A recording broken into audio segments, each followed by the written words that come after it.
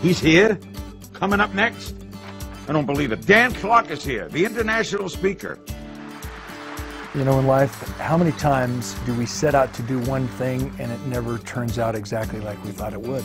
Achievers North America, Achievers Europe, both of them named Dan Clark one of the top 10 speakers in the world. I played football for 13 years. My dreams of playing professional football are on the cusp. I am so close. He's a New York Times best-selling author. Projected as a #1 draft pick, you know, confirmation letter from the Oakland Raiders. He's a singer, an athlete, a songwriter, a philanthropist, a screenwriter, an adventurer. He's everything. High hopes, mighty dreams, and one day in practice, the dream ended. Lyle's helmet hit my neck and my right shoulder and we fell to the ground. My right side went completely numb, paralyzed. My right side of my arm dangled helplessly at my side. A doctor that was present on the field, he came over and he examined me and he says, Clark's got serious nerve damage. In fact, he might even have serious brain damage. Dan's speaking career began when he fought his way back from a paralyzing injury that cut short his football career. In retrospect, it was one of the worst nights of my entire life. My shoulder's still totally numb, the nerves never grew back. Couldn't play football, baseball anymore. Forced me to find myself.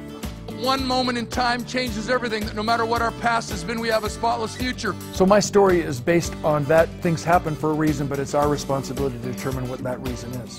It's like the guy who has 3 PhDs, one in philosophy, one in psychology, one in sociology. He doesn't have a job, but at least he can explain why. We never know what's going to happen.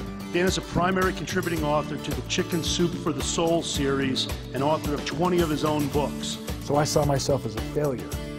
I confused who I was with what I did. In 2005, Dan was inducted into the National Speakers Hall of Fame. There's a giant difference between being depressed and being disappointed.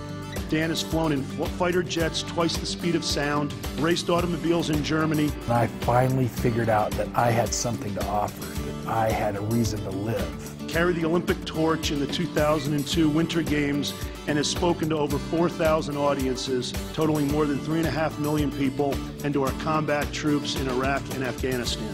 God bless America, God bless the world, and you have a wonderful, wonderful day.